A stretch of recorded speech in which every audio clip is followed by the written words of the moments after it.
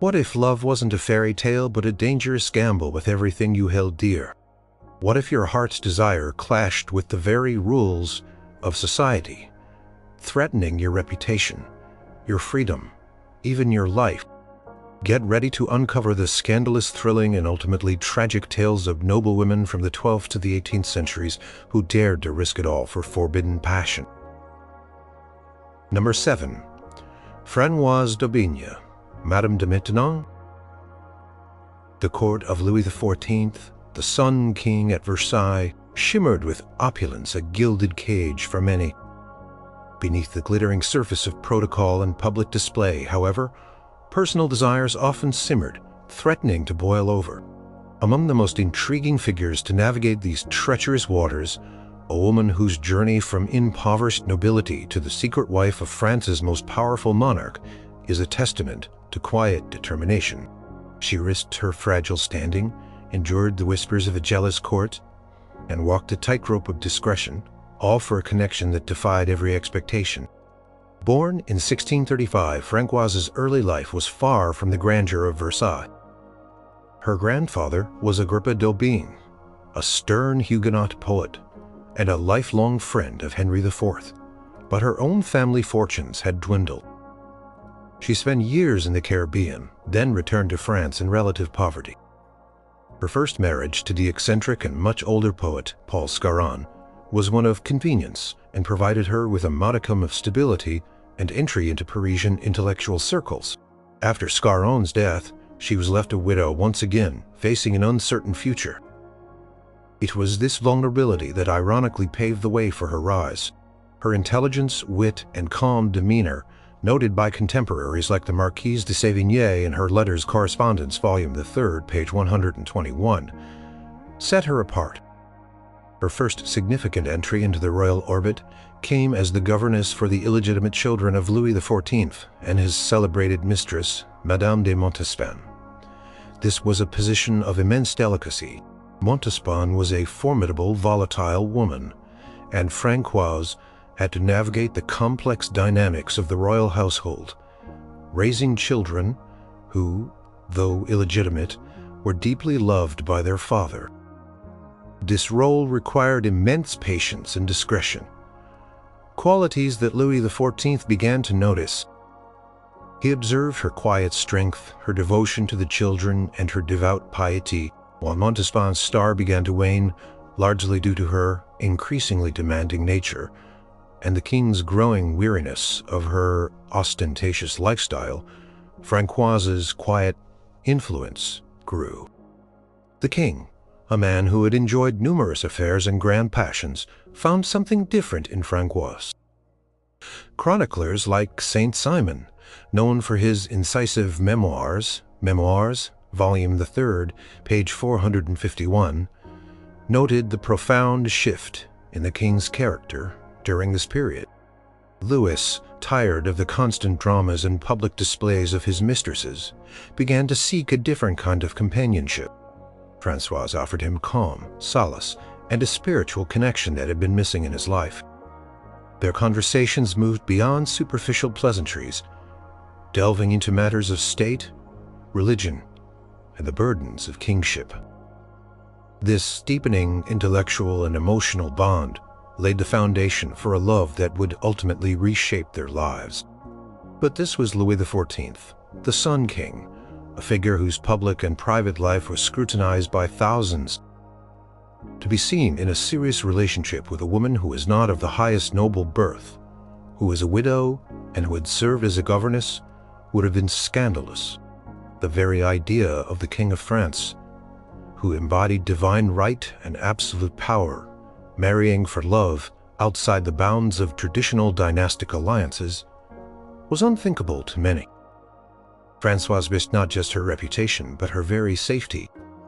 The court was a viper's nest of intrigue, and rivals, jealous of her growing proximity to the king, would have seized upon any misstep. She could have been banished, stripped of her modest income, or worse, found herself embroiled in the kind of public disgrace that could ruin lives. The risk escalated dramatically after the death of Queen Marie-Thérèse in 1683. Louis XIV surprisingly did not immediately seek another dynastic marriage. Instead, he turned fully to Françoise. The exact date of their marriage is shrouded in mystery, a testament to the immense secrecy surrounding the event. It is believed to have taken place in the winter of 1683 to 1684, late at night, in a private chapel at Versailles, performed by the king's confessor, Père de Lachaise. This was a morganatic marriage, meaning Françoise would not be Queen of France, and her children, should they have any, though they did not, would not inherit the throne. It was a union of heart and mind, not of state. Françoise d'Aubigny, now Madame de Maintenon, became the unofficial yet profoundly influential wife of the most powerful man in Europe. She continued to live in her apartments at Versailles, accessible to the king through a private staircase. She remained modest in her dress and demeanor, never flaunting her status, a deliberate choice that helped mitigate some of the inevitable resentment despite her efforts. The court gossiped endlessly. The memoirs of the Duchess of Orléans, Madame Palatine, are filled with bitter observations about Maintenon's influence. Lettres de Madame la Duchesse d'Orléans, Volume 1, page 210. She was often blamed for the king's increasing piety and his policies, such as the revocation of the Edict of Nantes. Though her direct involvement in these matters remains debated by historians, her position was precarious. She held immense power, but it was entirely dependent on the king's affection and discretion. Any leak of the truth, any misstep in public, could have led to her ruin. She lived under the constant threat of public exposure and the fury of those who believed she had overstepped her bounds. The love she shared with Louis XIV was not a fiery, passionate affair, but a deep, enduring companionship built on mutual respect, shared values, and a quiet, intimate use. It was a love that asked her to sacrifice the public recognition of her status, to endure the whispers and jealousies, and to live in a constant state of calculated invisibility. Her entire life became a delicate balancing act, maintaining the king's trust and affection while navigating the treacherous waters of court politics. A risk she willingly undertook for the man she had come to deeply cherish. Number 6. Lady Caroline Lamb. The early 19th century London was a whirlwind of balls, political maneuvering, and societal expectations, particularly for women of the aristocracy. Marriages were often strategic alliances designed to consolidate wealth, power, or family influence. Love, while hoped for, was frequently a secondary consideration. Into this glittering yet rigid world stepped Lady Caroline Lamb, a woman of fierce intelligence, artistic talent, and an impulsive spirit that defied the conventions of her time. Her story is a vivid illustration of how a noblewoman, driven by an overwhelming obsessive love, could willfully dismantle her own carefully constructed social standing, risking everything she had been born into for a passion that consumed her. Born in 1785, Lady Caroline Ponsonby was the daughter of the 3rd Earl of Bessborough and Henrietta, Countess of Bessborough, a prominent figure in Whig society. She was educated, witty, and possessed a theatrical flair that made her stand out even among the most dazzling of London's elite.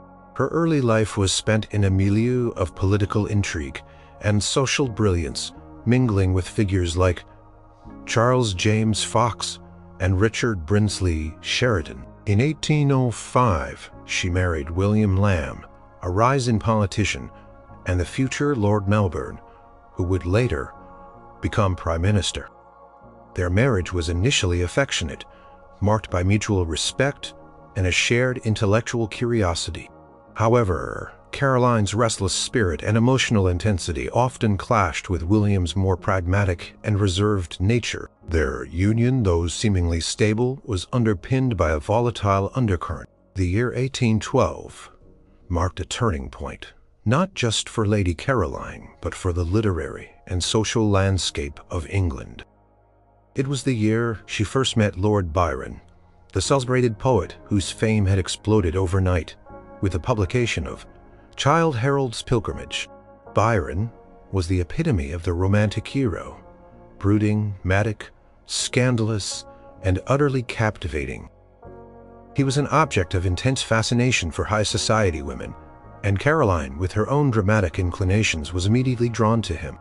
Their initial encounter famously captured in her dismissive yet intrigued diary entry.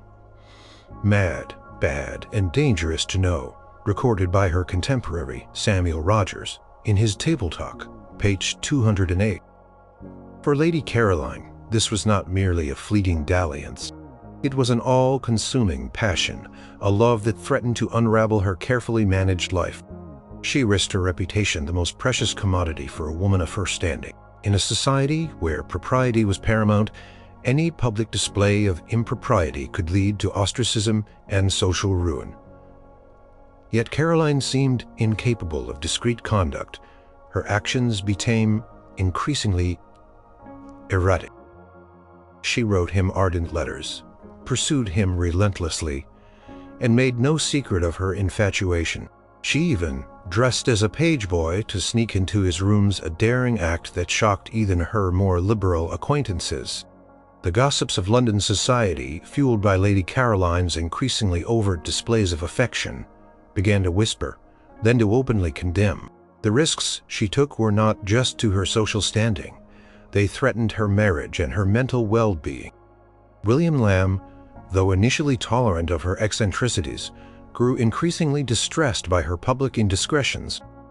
The affair, far from being a secret, became the talk of the town, an open scandal that embarrassed her family and undermined her husband's political career. Letters from her sister, Lady Bessborough, reveal the desperate attempts of her family to curb her behavior, warning her of the dire consequences. The correspondence of Harriet Countess Granville, 1810 to 1845, Volume 1, page 105. But Caroline, consumed by her devotion to Byron, seemed deaf to their pleas. Her love for him was an intoxicant, blinding her to the destruction it wrought around her. Byron, for his part, initially reciprocated her intense passion, but his affections were famously fickle. He soon grew weary of her possessiveness and public outbursts. His attempts to break off the affair only fueled Caroline's desperation, leading to even more dramatic and self-destructive behavior. She would follow him to social gatherings, attempting to provoke him or win back his attention. At one particularly infamous ball, she reportedly tried to cut her own wrists with a piece of glass after Byron publicly slighted her. Such incidents, widely reported in the social columns and private letters of the time, cemented her reputation as unbalanced and scandalous. Her mental state, already fragile, deteriorated under the strain of the affair and its bitter end. The consequences for Lady Caroline were devastating. Her marriage to William Lamb, though it limped on for some years, was irrevocably damaged. She became a social pariah, shunned by many of the very people who had once admired her wit and vivacity. Her name became synonymous with scandal, a cautionary tale of a woman who had dared to challenge the rigid boundaries of aristocratic society for the sake of an uncontrollable passion.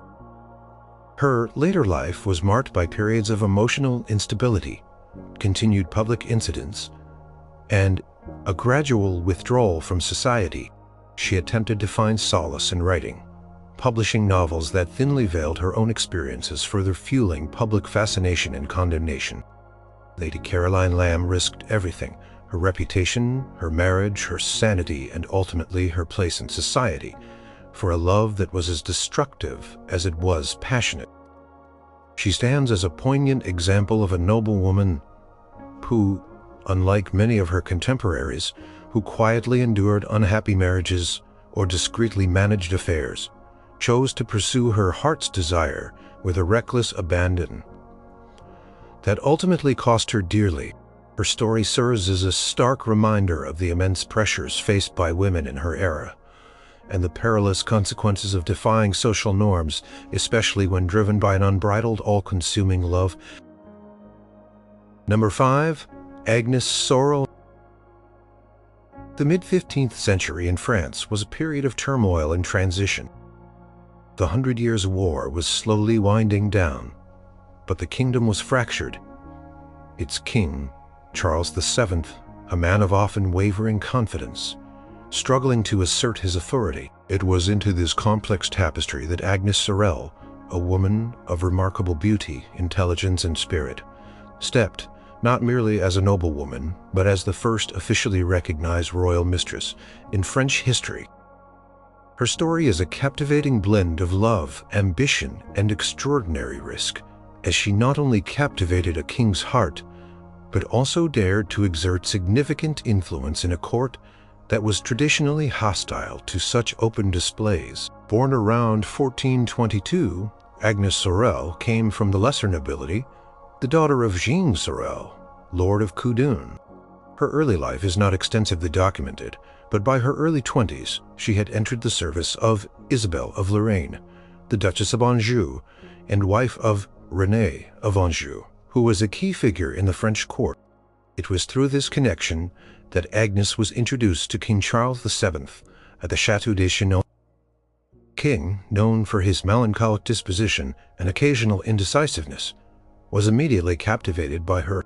Chroniclers of the time, such as Jean Chartier, royal historiographer, Chronique de Charles VII 5, described her as possessing unparalleled beauty, wit, and vivacity, qualities that contrasted sharply with the more staid atmosphere of the royal court.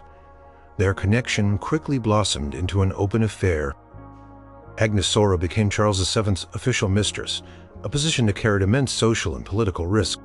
While kings had always had mistresses, these relationships were often discreet, and their influence limited. Agnes, however, was different. Charles not only acknowledged her publicly, but showered her with gifts, titles, and privileges that elevated her status to an unprecedented level. She was granted the Château de Loc, the Seigneurie of Bolts-sur-Marne, and her official title became Dame des Bottes. This public recognition, while a sign of the king's devotion, also made her a target for immense jealousy and resentment from the established nobility. And to Queen Marie of Anjou, Agnes risked her reputation. Court was a dangerous place, filled with factions vying for power and influence. For a woman, especially one of Agnes's relatively humble birth, to wield such overt power through her relationship with the king was seen as an affront to the natural order. She was accused of undue influence, of extravagance, and of distracting the king from his duties.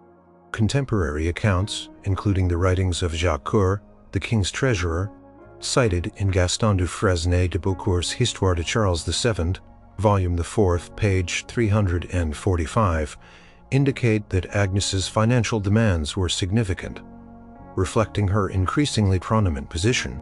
This fueled public criticism and whispers of her manipulative nature, though her supporters argued she used her influence for the good of France. One of the most audacious risks Agnes took was her involvement in political affairs. Far from being a mere ornament, she actively encouraged Charles VII to assert his authority and pursue the war against the English more vigorously. Legend has it that she even threatened to leave him, claiming she would seek a more courageous king if he did not display more ambition.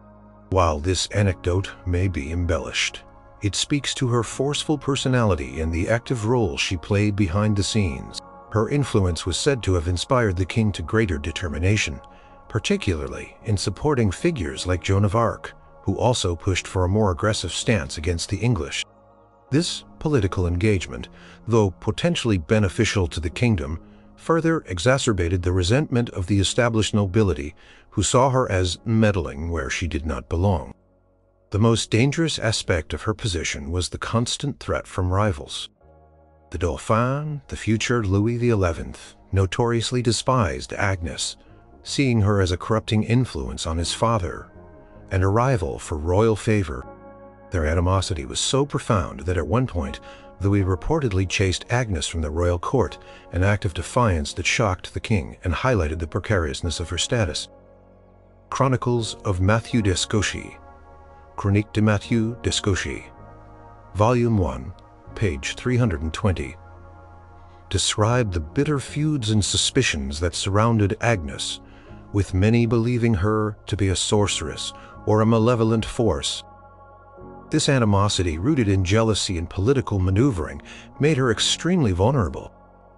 Agnes Sorel died tragically young in 1450 at the age of 28, while pregnant with her fourth child by the king. The circumstances of her death have long been a subject of speculation and intrigue. While initially attributed to dysentery, modern forensic analysis of her remains, conducted in 2005, reported in Science at V magazine, October 2005, page 88, revealed high levels of mercury, leading to the strong suspicion that she was poisoned. Whether by a political enemy, a jealous rival, or even by her own consumption of mercury-based remedies, common at the time, her sudden death underscored the perilous risks she had faced. Agnes Sorel's story is a powerful testament to a woman who dared to love openly and exert influence in a deeply conservative era. She risked her social standing, her public reputation, and ultimately perhaps even her life for a love that challenged the very foundations of royal custom. Her legacy is one of courage, ambition, and the enduring power of a woman who refused to be confined by the expectations of her time, even if it meant paying the ultimate price. Number 4. Isabella of France. The early 14th century in England was a brutal time, marked by political instability, civil strife, and the tragic reign of King Edward II. Amidst this tumultuous landscape, Isabella of France, a queen renowned for her beauty and fierce intelligence, found herself trapped in a disastrous marriage and increasingly alienated from her husband. Her decision to embark on a passionate affair, not just as an act of personal defiance, but as a political alliance, led her to risk everything, her crown, her children's future, and her very life, in a desperate bid to seize power and reshape the destiny of a kingdom. She became known as the She-Wolf of France, a moniker that speaks volumes about the fear and admiration she inspired. Born around 1295, Isabella was the daughter of Philip IV of France, known as Philip the Fair, a powerful and formidable monarch. Her marriage to Edward II of England in 1308 was intended as a grand diplomatic alliance, sealing peace between two rival nations. Isabella arrived in England with high hopes described by chroniclers like Geoffrey the Baker, Chronicon Angliae, page 201, as extraordinarily beautiful, intelligent, and charming. However, her marriage quickly devolved into a bitter disappointment. Edward II was deeply unpopular with his barons, perceived as weak and overly fond of male favorites, particularly Piers Gaveston, whose influence rivaled and often eclipsed that of the Queen. Isabella found herself increasingly isolated in this respect. Her royal dower lands were often withheld, and she was pushed to the margins of the court. Kings opened favoritism towards men like Gaveston, and later the Despensers, deeply wounded her pride and undermined her status as queen. She tried for years to maintain a semblance of loyalty, bearing Edward 4 children, including the future Edward III, but the chroniclers of the day, such as the Annales Paulini, Rolls Series, Volume 76, Part 1, page 267, reported her growing frustration and despair, witnessing her tears and public humiliations. Her personal anguish began to morph into a dangerous political ambition. The turning point came in 1325. Isabella was sent to France to negotiate a peace treaty with her brother, Charles IV. It was there, away from the suffocating control of Edward and the Despensers, that she met Roger Mortimer, a powerful and madding English baron, after leading a rebellion against him. Mortimer was a man of action, daring, and considerable political acumen. He also recognized in Isabella a kindred spirit, a woman who shared his hatred for Edward and the Despensers, and who possessed the will to act. Their relationship quickly escalated from a political alliance to a passionate love affair, a bond forged in shared grievances and a desire for vengeance. Isabella's decision to take Mortimer as her lover was an extraordinary risk. Adultery, especially by a queen, was a grave offense, punishable by imprisonment or even death. More than that, Forming a public alliance with the known enemy of the king was an act of treason. She risked not only her own life, but also the lives of her children, particularly her eldest son, Edward, who was still in her custody in France. If their plans failed, her son could lose his claim to the throne, and she would face the wrath of a vengeful king. Yet fueled by love, fury, and ambition, Isabella embraced the danger. She refused to return to England, openly defying her husband and using her son as a bargaining chip from France. Isabella and Mortimer began to conspire. They gathered a small but determined force of English exiles and mercenaries. In 1326, with her son Edward by her side, Isabella launched an invasion of England, a move of breathtaking audacity for a queen. The invasion was remarkably successful, largely due to the widespread unpopularity of Edward II and the Despensers. Many English nobles, tired of Edward's misrule, flocked to Isabella's banner. The Chronicles of Henry Knighton, Chronicon Volume 1, page 445, describe the swift collapse of Edward's authority and the jubilant reception Isabella received from the populace. Edward II was captured, and Isabella and Mortimer, now de facto rulers, faced the dilemma of what to do with him. The solution was as brutal as it was politically expedient. Edward was forced to abdicate in favor of his son, Edward III.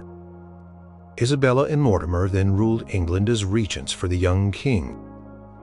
Their period of power, however, was marked by corruption and the pursuit of their own interests. Their lavish spending and the continued overdness of their relationship alienated many of the very barons who had supported them. Chronicler Thomas Burton, Annals, page 320, depicts their rule as increasingly tyrannical and self-serving. The love that had fueled their rise ultimately led to their downfall.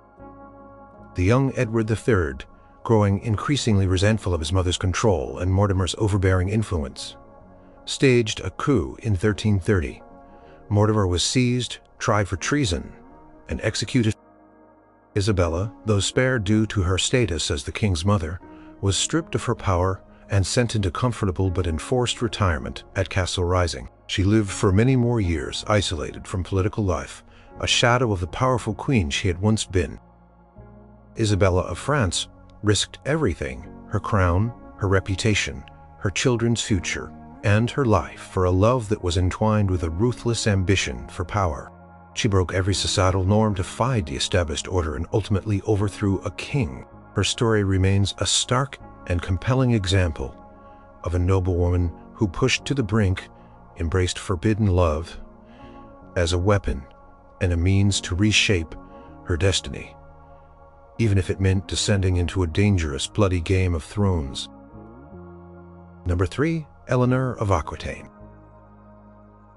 In the 12th century, the landscape of Europe was dominated by powerful monarchies, rigid feudal structures, and the unwavering authority of the Church. Women, even those of the highest noble birth, were largely seen as pawns in dynastic marriages, their primary role to secure alliances and produce heirs. Yet, amidst this restrictive era, emerged Eleanor of Aquitaine, a woman whose extraordinary life defied every expectation, who wielded immense power, and whose relationships with two kindred, and who revolutionized trend of pendants, and a revolutionations. She risked her reputation, her freedom, and her very crown not once but repeatedly, in pursuit of autonomy, and a life lived on her own terms. Born around 1122, Eleanor was the eldest daughter of William X, Duke of Aquitaine, and Énard de Châtellerault. Aquitaine was a vast, wealthy duchy, almost a kingdom in itself, known for its vibrant culture, troubadour poetry, and a more liberal atmosphere than many other parts of Europe. Upon her father's death in 1137, Eleanor, at just 15, inherited this immense territory, making her the most desirable heiress in Christendom. Her inheritance placed her in a position of power virtually unheard of for a woman of her time. Her first marriage, orchestrated by her father, was to Louis XIV, the pious but somewhat indecisive King of France.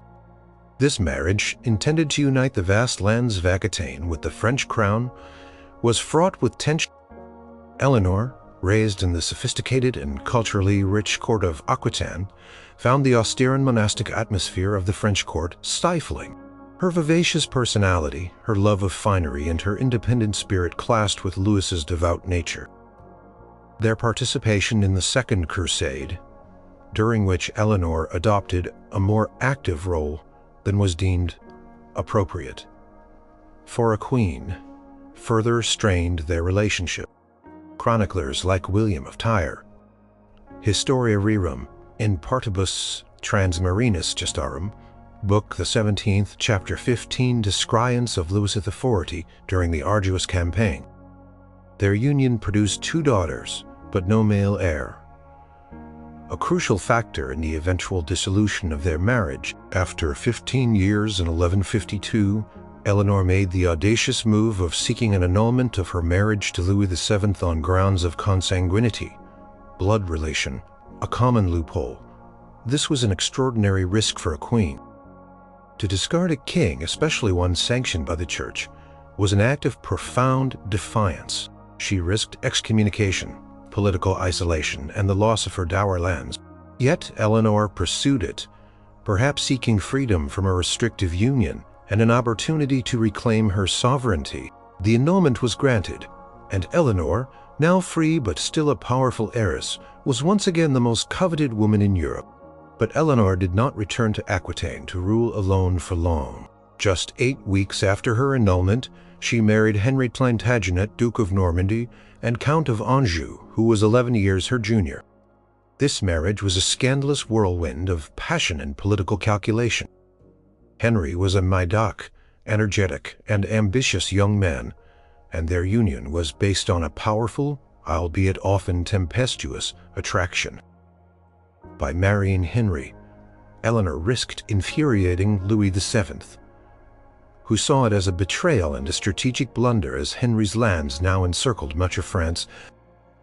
The marriage created a vast Angevin empire, stretching from Scotland to the Pyrenees, making Henry more powerful than the King of France himself.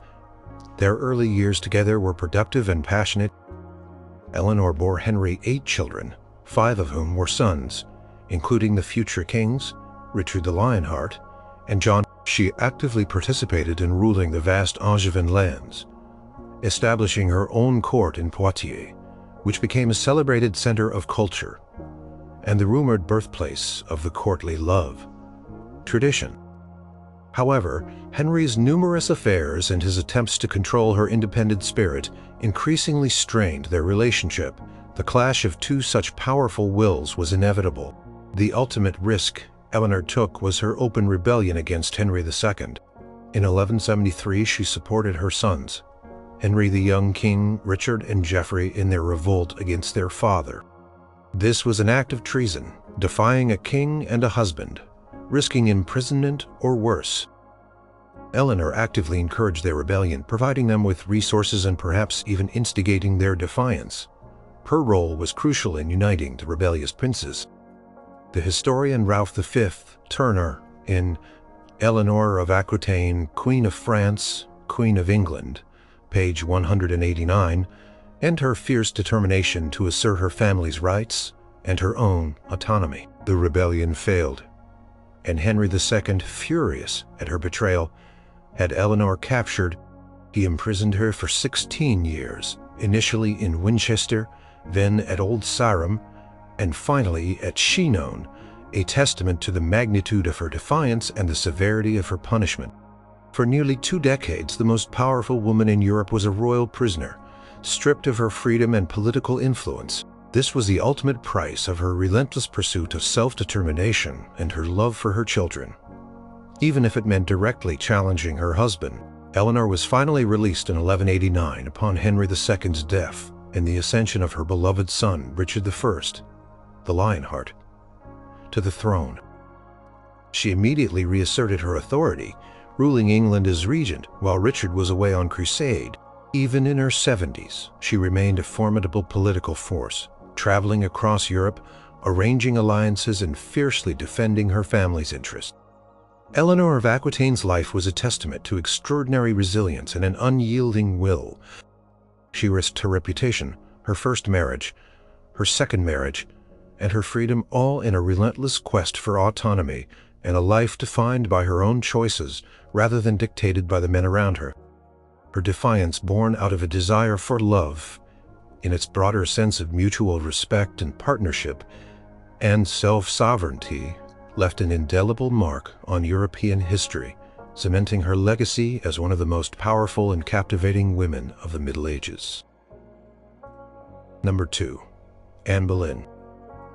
The early 16th century in England was a time of seismic shifts, driven by the ambitions of its monarch, Henry VIII.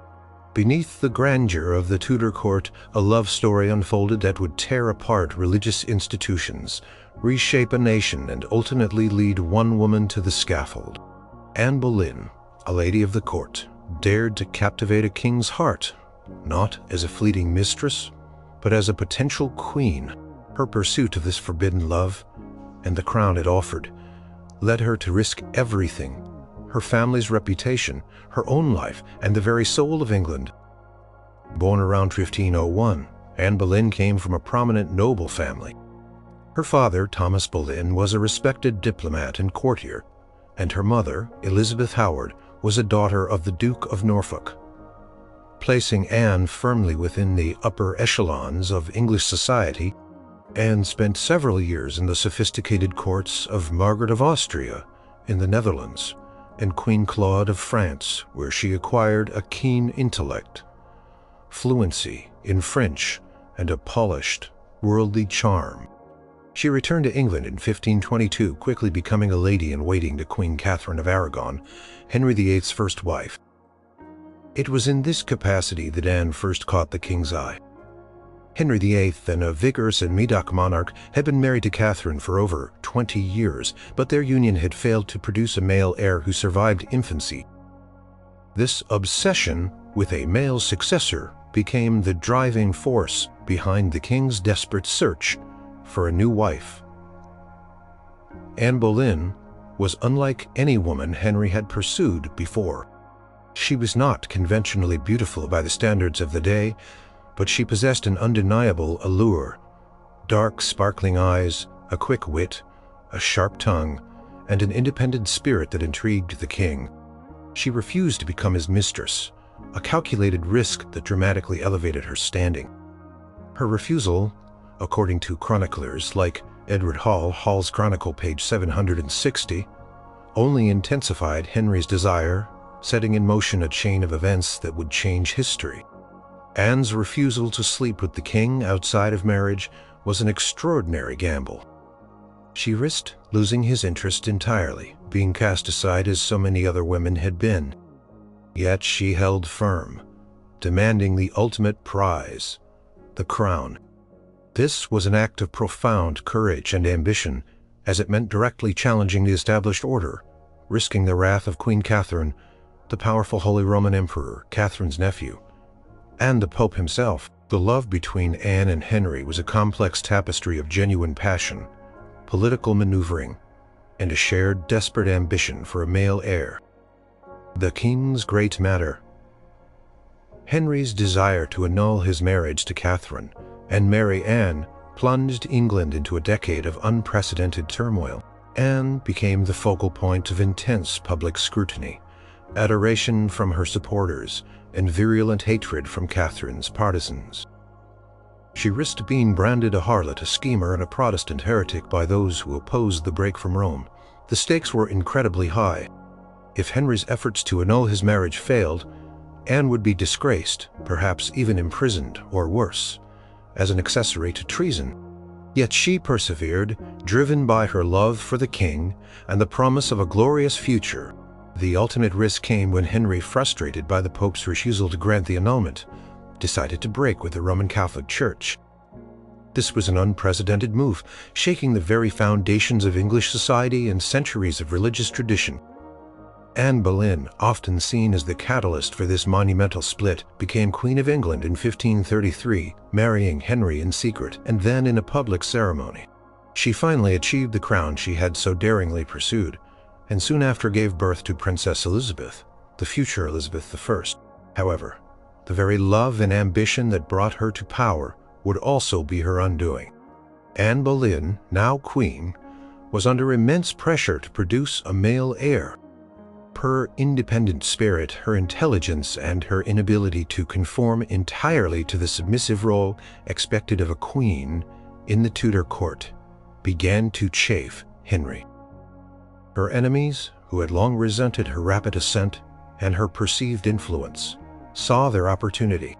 When she failed to produce a surviving male heir and suffered several miscarriages, Henry's affections began to wane, and his desperate search for a son led him to look elsewhere. The risks she had taken for love and power now turned against her with terrifying speed. In May 1536, Anne Boleyn was arrested on trumped-up charges of adultery, incest, and treason.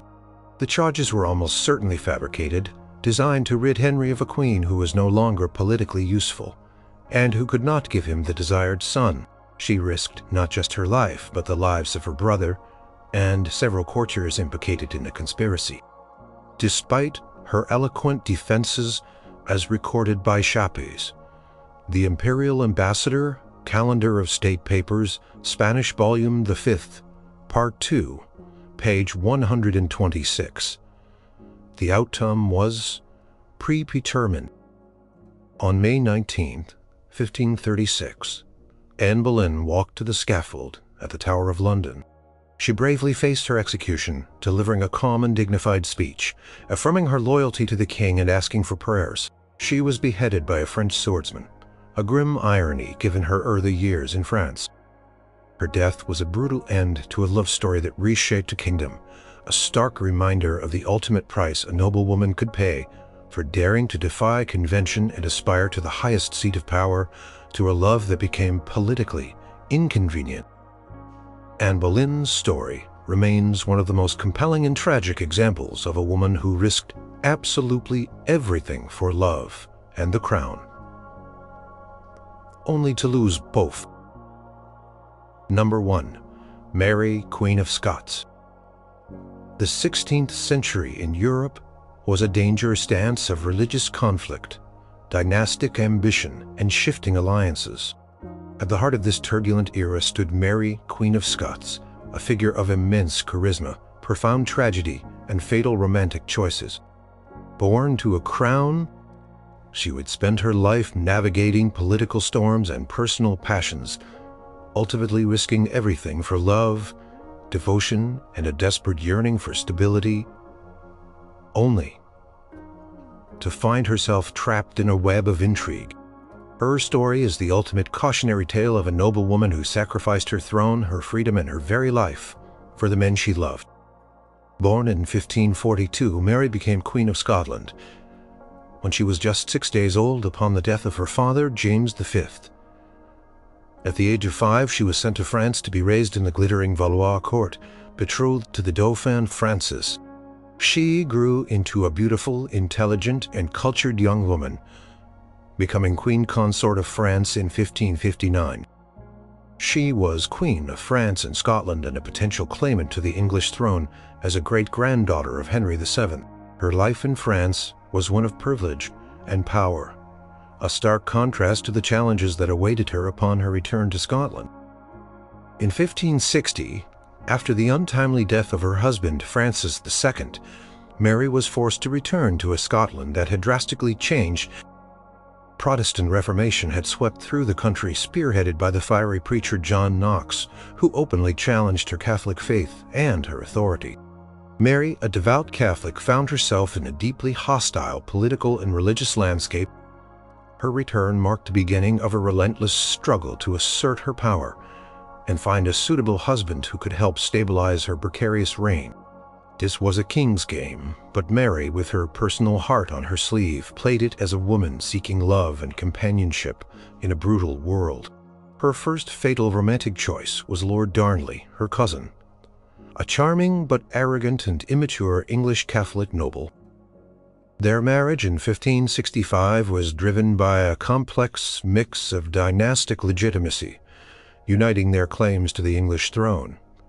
And what was initially a genuine infatuation on Mary's part, contemporary letters from figures like William Cecil, Elizabeth, the first chief minister, noted Mary's apparent affection for Darnley. Calendar of State Papers, Foreign C. 120. However, this love quickly soured. Darnley was vain, dissolute, and consumed by a desire for more power than Mary was willing to grant him. Mary risked everything by marrying Darnley. She alienated her half-brother, Lord James Stuart, later Earl of Moray, and other powerful Protestant lords who opposed the match.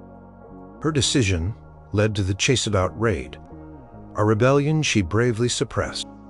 More dangerously, her marriage to Darnley created an heir, James VI, who would later unite the crowns of Scotland and England.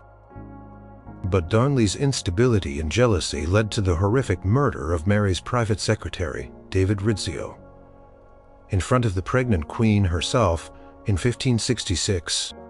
This brutal act shattered any remaining affection Mary had for Darnley and exposed the fragility of her power. The ultimate risk came with the murder of Darnley in February 1567 at Kirkhoe Field. The house where he was recovering from illness was blown up, and Darnley's body was found nearby. The finger of suspicion immediately pointed to James Hepburn, Earl of Bothwell, a powerful and ambitious Scottish nobleman, and, crucially, to Mary herself, either as an accomplice or as someone who benefited from his death. Whether she was directly involved remains one of history's great mysteries, but her subsequent actions sealed her fate. Less than 3 months after Darnley's murder, Mary married Bothwell. This was the defining catastrophic risk of her life. Public opinion, already fragile, erupted in outrage. To marry the man widely believed to be her husband's murderer was an act of profound political folly, regardless of whether her love for Bothwell was genuine or if she felt coerced.